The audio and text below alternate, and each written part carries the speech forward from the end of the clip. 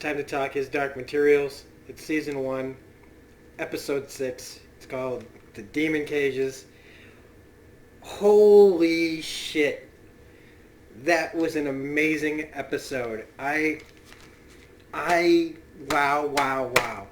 That was more like a season finale than an episode 6. This was not even a penultimate episode. This was amazing. This was my favorite episode of all because, man, did I not see it all going this way. I am blown away. I am blown away at this show. So let's just jump in. Full spoilers if you have not seen the episode yet. It just came out, so we're talking about it. So Lyra, arrives at the, she's being introduced to this Russian gulag type place where they're experimenting on the kids. She sees Roger, which is great.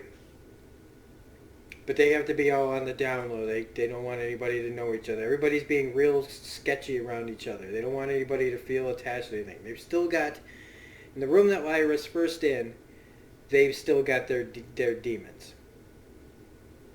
And they call this little girl named Bridget to be picked next. And they take her. It's very scary. It's very dark. And they take her towards this room.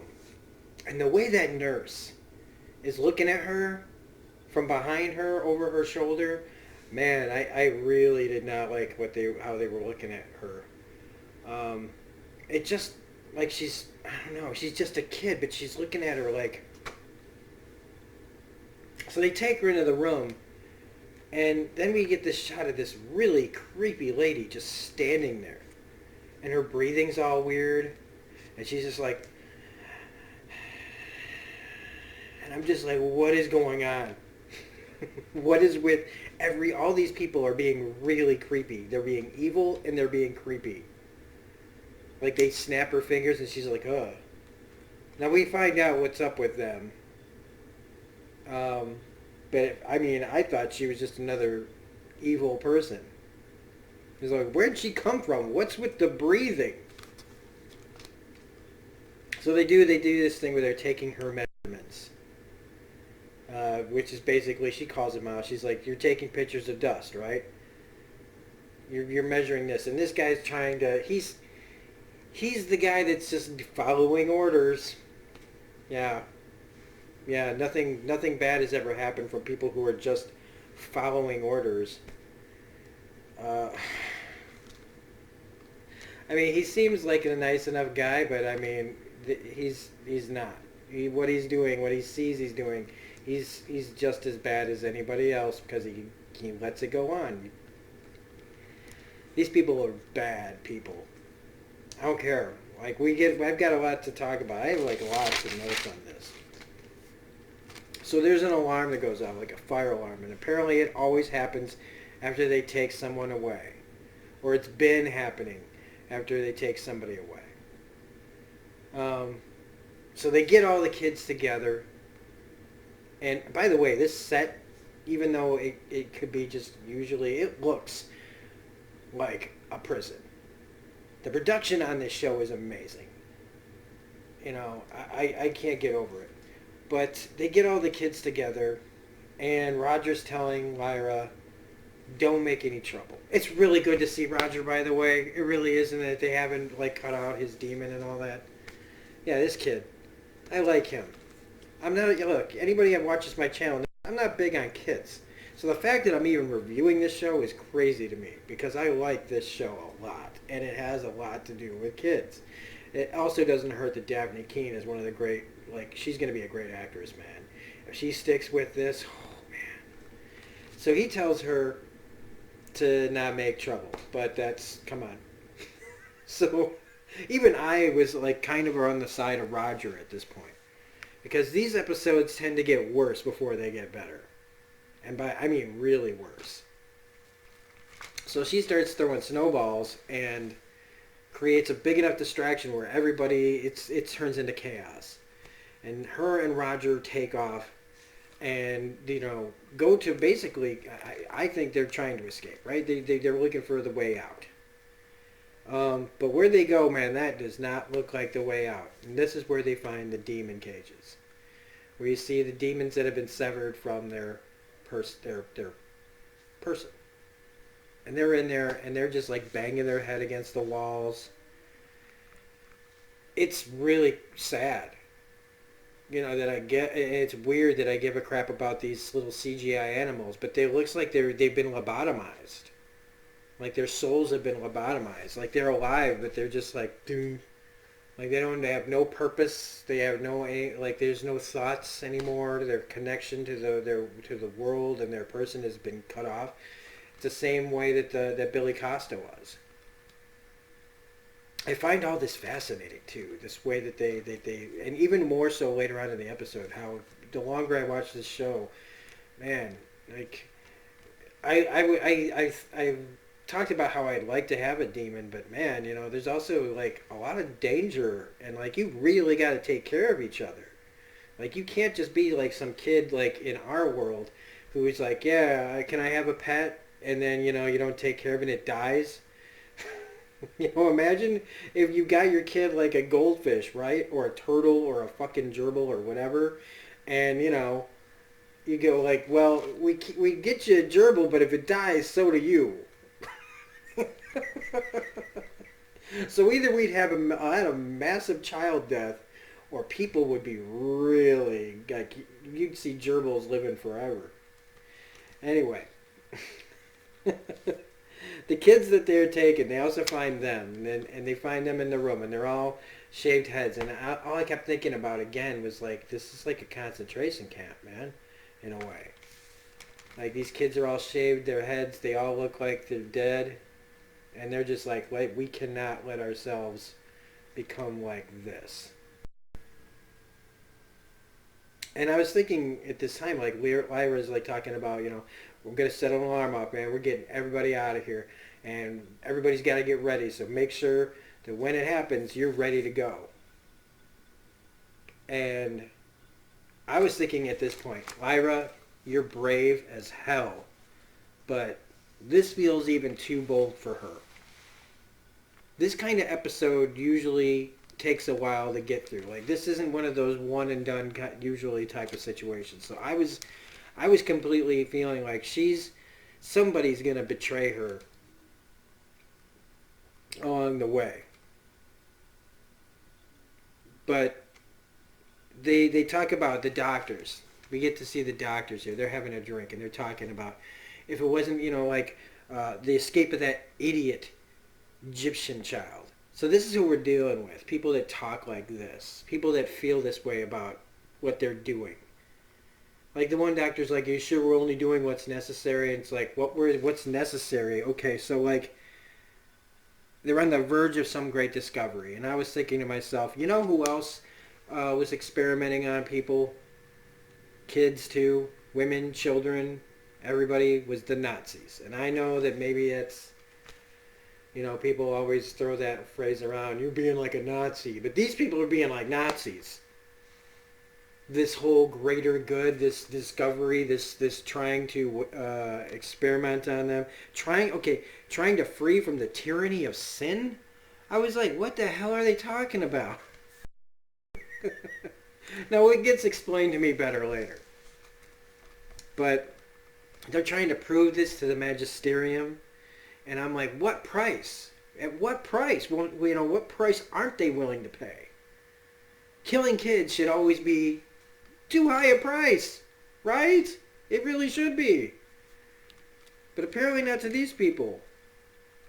We do get a quick little cutaway to Will watching one of his father's videos about what he does. John Perry, who's, I can't remember what the guy's name is, Scott something. He's really great on Sherlock. He was also pretty good on Fleabag as well. He's good in everything I've seen him in, let's just say that. And I wish I didn't bust out my tablet with the IMDb page for everybody on the show this week, but I'm really looking forward to him joining the show eventually. But really, this is about the guys that are waiting outside. They're waiting for their opportunity to search the house, which kind of feels like these people that are doing these things. Why wouldn't they just go in there, zip tie this family up, and search the house? Discretion doesn't really seem to be their forte with what they're doing here. This isn't discretion. Maybe they don't want everybody knowing about it, but I mean, it seems like a good enough amount of people know that kids are going missing. Not just Egyptian kids either. Um, and finally, Marissa arrives. They allude to it here. Marissa arrives, and she's the big head honcho. She's the one that they're afraid of. They're like, we can't let her know that we've had setbacks. We can't let her focus on the setbacks. We have to let her know what we've been getting right and how close we are to getting things right. So Lyra is in the girls' dormitory, and this is where I thought things were going to really take a turn, because they're talking about how the next time they take someone, we are going to make sure that it's not another one of the girls. That the girls want to make sure that they take one of the boys. Now, in this kind of situation, you would definitely see like kind of a tribal way of doing things, girls versus boys, even though in any other circumstance they would never behave like this. They wouldn't be like this, but it's all about basic human survival. I don't want to get taken. I'd rather them get taken. It's that kind of mentality, that kind of thing that they've pushed their own kids. They've done this to the children to make them think this way. They have put them in this position to have to grow up and have to make these kind of awful choices that nobody should have to make. This is like wartime. Like I said, this is like a concentration camp where this is life and death choices they're making here. And so I thought one of these girls was going to snitch. This felt like a definite snitch situation where, Lyra gets in there, right? And she breaks it down for the girls. Like, they're cutting you off from they're severing your ties to your demons. And if we don't get out of here, it's going to happen to all of us. So whether you stay here or you help me escape, it's going to happen to you. So you can either, help me get out of here and maybe we get caught, but we got to try, because either way, if we stay here, that's what's going to happen. Now, I still kind of felt a little bit iffy here because we don't know any of these characters. It's very easy to just write one of them, especially the lead girl, as, when they find out that Marissa is her mother too. I was thinking, oh, somebody's going to use that. Somebody's going to try to say, save themselves with this information. Like, hey, I know where your daughter is, just don't take me and screw the plan up. But when she's coming in there, they tell her to hang onto the bed, underneath the bed. And look, that's tough to do, no matter who you are, is to hang onto the underside of a bed. I don't care who you are. I don't care if you've got a lot of strength. Keeping yourself up underneath a bed like that and gripping it and holding yourself tight would take a lot of strength. Inner strength too, not just physical strength. I don't mean to say that you have to be some strong person, that it's not possible for a kid to do it. What I'm saying is this is a very intense scene. And then the monkey comes in and I'm like, oh, get that monkey the hell out of here. Because it's going to see her.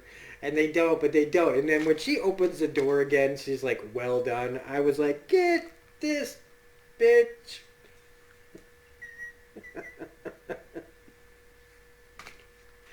So, getting to the kids, we see the Egyptians trying to traverse like the mountain range and stuff, and it's becoming harder for them to get there.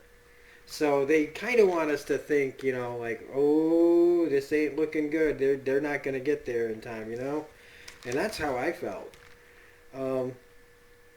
Because I was like, this is going to end with, and as I was writing this, I was like, this is going to end with Lyra getting caught and put in a cage or something. And as I was writing that, they call her name.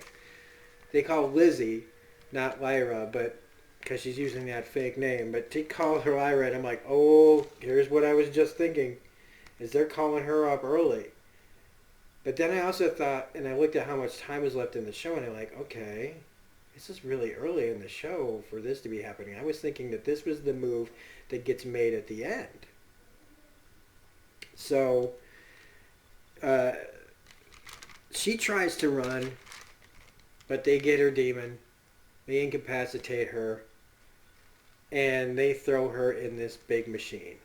This huge, like, electromagnetic looking machine. It just, for some reason, I thought the show lost for some reason. And so they put her in there, and they're getting ready to do this experiment on her. And she's screaming, because she knows her mother's there. She's like talking about Mrs. Coulter, Mrs. Coulter. And the doctor's like, hey, why is she talking about Mrs. Coulter? And they bring that blade up. Okay, so they put her demon in one area, and then her in the other, and then there's this great big, like, guillotine thing that's like this. Not like a straight up guillotine that's kind of like this to cut people's heads off. But it's like, it's like this kind of blade, like that. I don't even want to know what they're cutting. Because they're not actually physically attached. How do you cut something that isn't tangible? How do you cut the metaphysical? I did not want to find that out. So she screams and yells enough, and there comes Marissa, and she finally yells, "Mother." And that gets Marissa's attention. Now, I still didn't trust this at all. Because I see her, right? And she's looking, and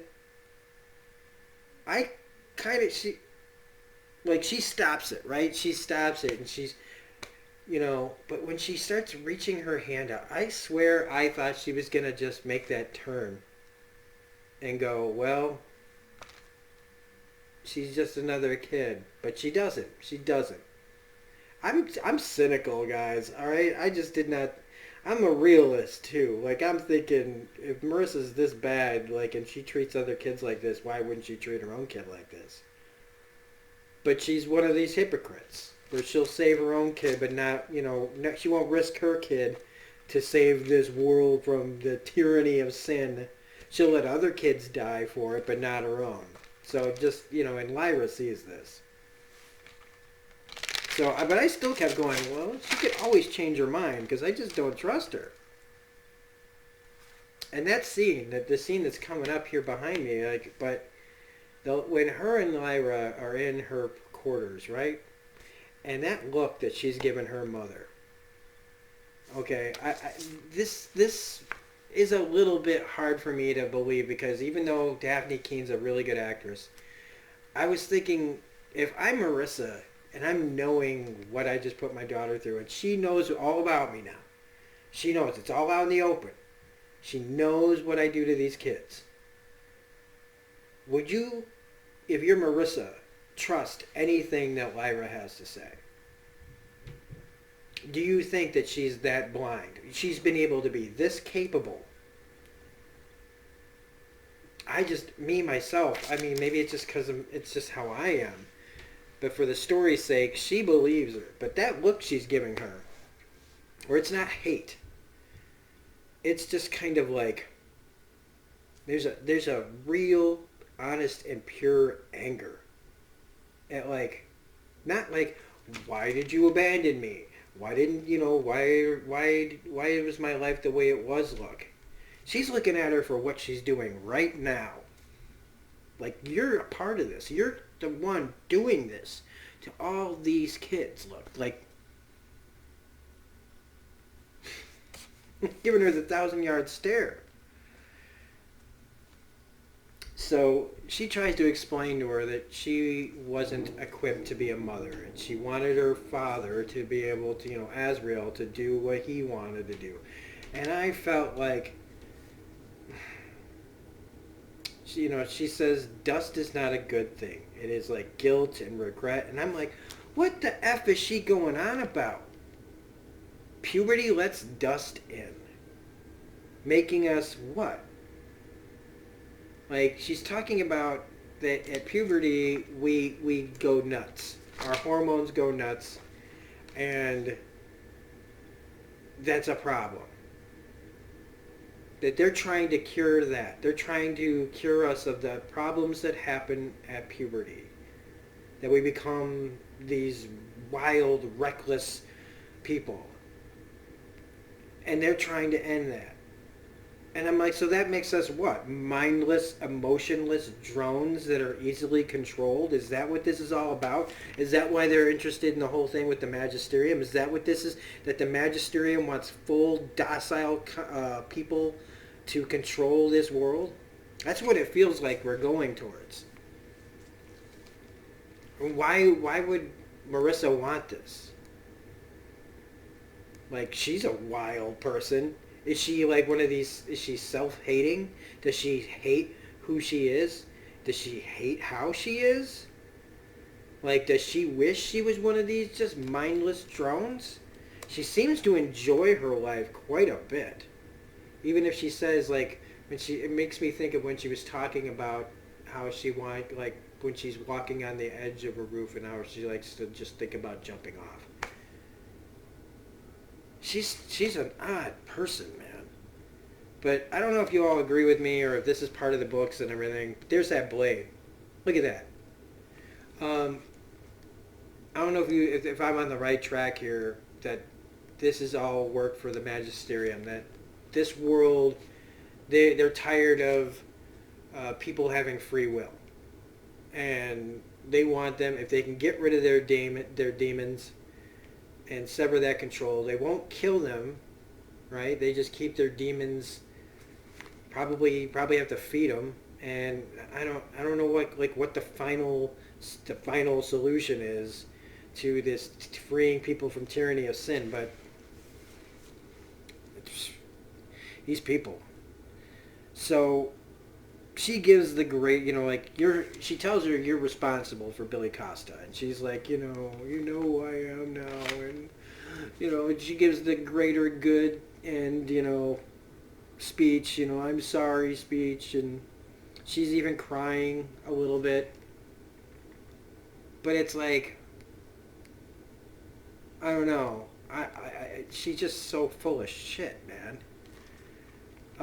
She believes her own shit.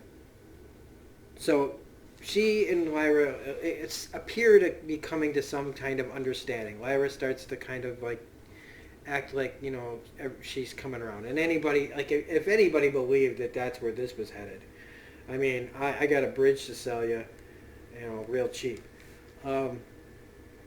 Because she finally gets to it.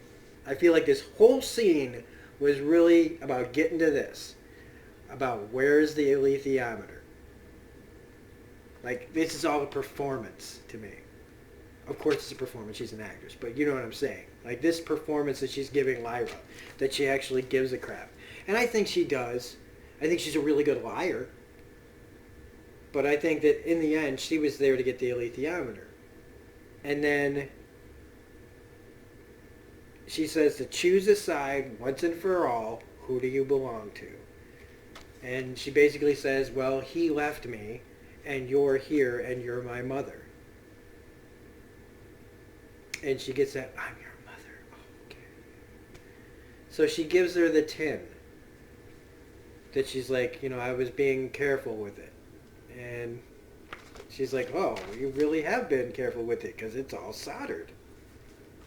And she gets out her knife, and she's just all being like, and the monkey is, again, just like really into this thing. Like really into like what's in the tin, like getting its hands in the alethiometer. Like her and that monkey, man. I'm telling you.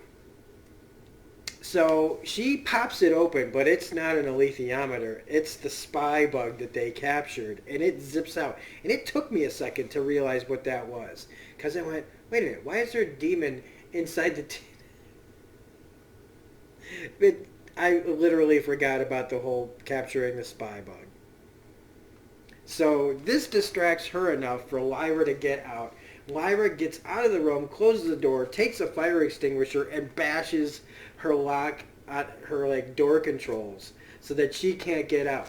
And she screams at the door in rage. And Marissa's at the door and she's screaming in rage. And they're just two people just, ah!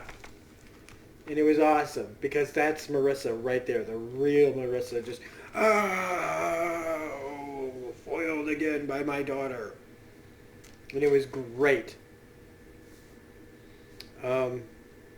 So they run off. She tells Roger, free the kids that are locked up in the other room with the ones that have the severed demons. And she goes to cause chaos. And the rest of this episode is just gangbusters, man. This is just unbelievable fun. This is everything I wanted. I was like, I did not expect this to happen. I expected Lyra to end up in a cage at the end of this episode. I expected her to have her demon severed. To be honest with you, I really went dark. I went dark up here with this because it just felt like Lyra's been on too big of a winning streak. And maybe that's the point of the story. Maybe I've just seen too many things that are cynical. But anyway, we see this girl from earlier, the one that I was like, what is wrong with this girl? What is with her breathing? Why is she just standing there? She is the end result of successfully severing someone from their demon. She was probably one of the first people taken, and now she's a grown-up.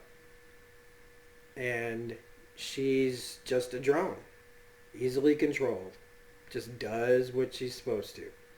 That's why she just stands there, breathing weird, zoning out, just waiting to be told what to do. So I feel pretty confident in my hypothesis of what they want from doing all this. So it's not her fault. She's creepy because of what they did to her. And she remembers her demon, and she just kind of stands there as they escape because she's remembering what they've done to her.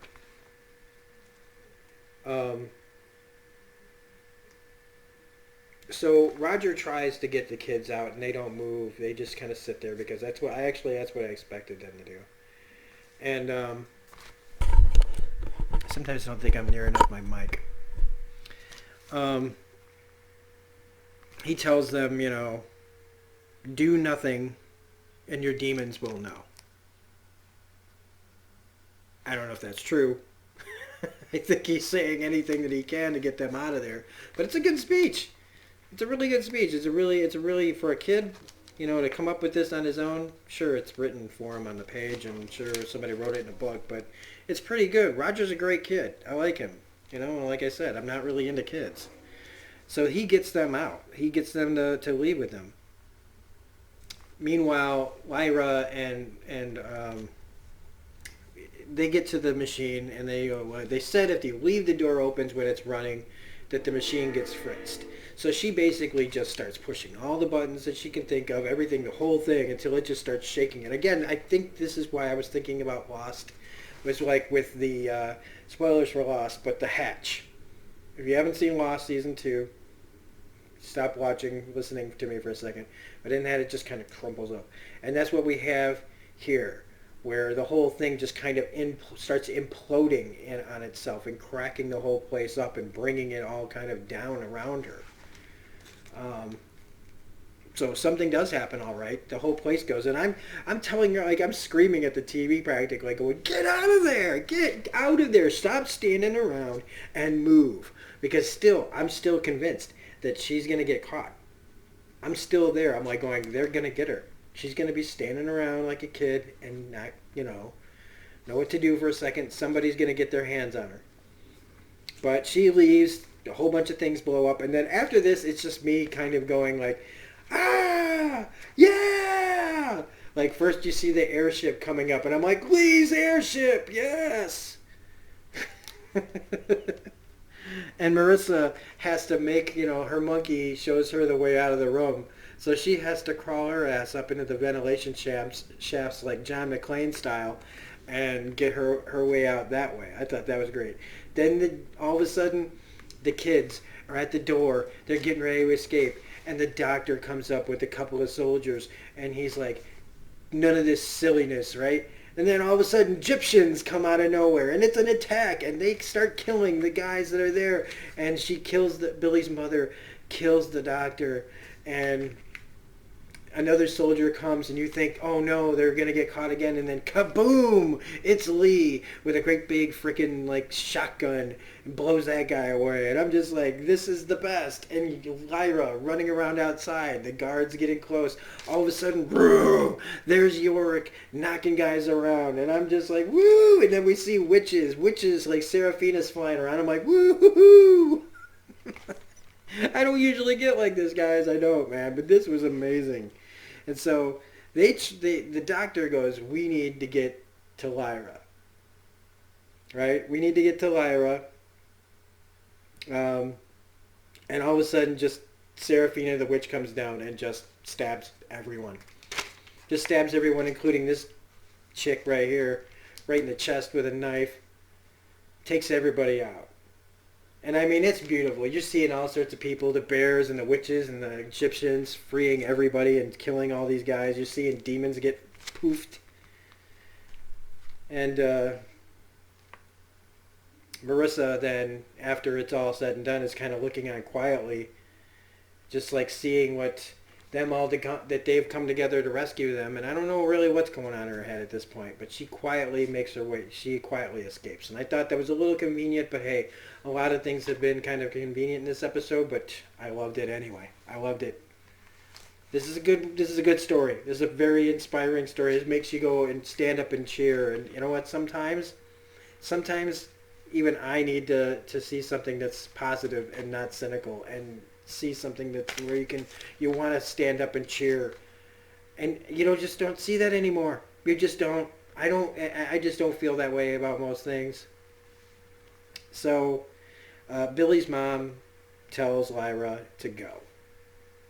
That it's time to go find Azrael and free him from the bears, from the clan that Yorick was from, and get that all resolved. So we leave the Egyptians behind with their kids, and more than just their kids, but a bunch of other kids. So some kids are okay still. Some kids aren't. They got their demons, Maybe there's a way to figure out how to reconnect them. I don't know. Maybe not. Look at that. She's just like gone, man. So Lee and Seraphina, they're in the airship. I do like the exchange with Roger and Yorick and Lee and all that. It's funny. But Lee and Seraphina says, they're having this conversation, and he's like, what can we expect as far as mayhem and chaos? And she says that Lyra is here to create and resolve conflict. So shit's going to happen that Lyra starts, but also resolves. And that there's the fate of more than this world. So I'm thinking the fate of all the other worlds is at hand. And she says to him, you need her. And then he goes, you blindsided me with love. That's great. That is a great line. Like, hey man, I'm just trying to do my thing, and here you go blindside me with love. Awesome. And she's like, good. The world is in your hands, Mr. Scoresby, and I am delighted it is. And that's like cheesy. I should think that that's real cheesy, but I loved it. I loved it. It's moments like these, like I said, that makes me realize I'm not as cynical as I, sometimes am. The Egyptians get all their kids together and they prepare to get on the march and say that, well, anybody that doesn't take their kids back can stay with us. We made things harder for them. It's nice to see that this Lord Fa guy, and Quorum, they succeeded for now in getting their kids back. I don't know if this is the end of their story for now. I really like the guy who plays Lord Fa because he didn't really have a great arc in Game of Thrones. They've given him really something really cool here. They've given him a real hero role, which was amazing. And then we have our end here where Lee's navigation equipment starts getting all weird. And then the whole thing gets real creepy. And I gotta say, like, this would be really creepy. You're high up in the air. There's all these flaps that's closed around you. You can't see the sky because it's cold. You're trying to keep the heat in, and all of a sudden you just start hearing things. It was creepy. It was genuinely creepy. I was creeped out, and I don't just get creeped out. What creeps me out is what I can't see, and that's what it was great, is they don't let us in on what's there right away. We see little things going by, but we don't know what they look like yet. And there are these things called cliff gas. They're like bats, like monkey bats, something along those lines. They start attacking. We get a good like action scene in here on an airship, like a little airship, where he's blasting these things and the bear's like roar. And then eventually, unfortunately, one of the hatches opens. Lyra falls. He tries to get her, but she falls. Now, immediately, the episode's over, right? The episode's over. She falls. We're supposed to be like, oh no! But as soon as the episode's over and you watch the next episode trailer, if you guys haven't seen the trailer yet for the next episode, she's facing the bears that have her father. So unless she's she fell, but she's fine. So, I mean, it's a little weak, but, I mean, if you're one of those people who just turns it right off and doesn't watch any trailers or promos or anything, you're like, wow, what happened? So next week, things are getting worse for Marissa anyway. The Magisterium's not happy. Lyra is working on talking to the Bears and getting Yorick to fight and take his position back. So, fantastic stuff, everybody. Fan-frickin-tastic. I loved every second of this episode. This is like one of the best episodes of TV I've seen all year. And it was positive. It was a cheering moment episode where we get to set up with these really evil people doing really evil things to children, and it all goes bad for them, and I loved it. So, anyway, if you liked this review, please hit that like button, comment, share, subscribe. I want to thank everybody who's been subscribing and watching and liking and commenting. I want to thank everybody who's been filling in the gaps for me and spelling things out a little bit more clear for me. You guys rock. You guys truly rock. Anybody who has any information that they want to put in, no spoilers for future events, but if you want to correct things that from this episode that were in the book and you want to add that little bit for me, go right ahead and feel free to do so. Otherwise, you can find me on Twitter at reviews_gun. You can talk to me there or watch, listen to the things I say on there. If you feel so inclined, you can donate to the channel at paypal.me/smirkinggunreviews. We are going to be starting a live stream starting Fridays, on Friday nights. I don't know if it's going to be weekly or bi-weekly, but this Friday at 6 o'clock-ish, we're going to start doing a live stream talking about all kinds of pop culture events and news and things that are happening in the world.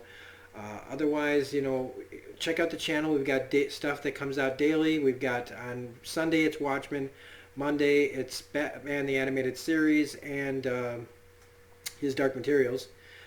Tuesday is Agents of S.H.I.E.L.D., Wednesday is Doom Patrol, Thursdays is Crime Story, Fridays is The Mandalorian and The Leftovers, Saturday is Doctor Who, and then all sorts of stuff like comic book reviews, game streams, all sorts of stuff. We do a lot here. I do a lot here on this channel. I would say we, the royal we. So anyway, this is Robert Smirking Gun Reviews saying thanks for watching. We'll see you next week, and have a great weekend. It's like freaking Monday. Have a great week. Bye.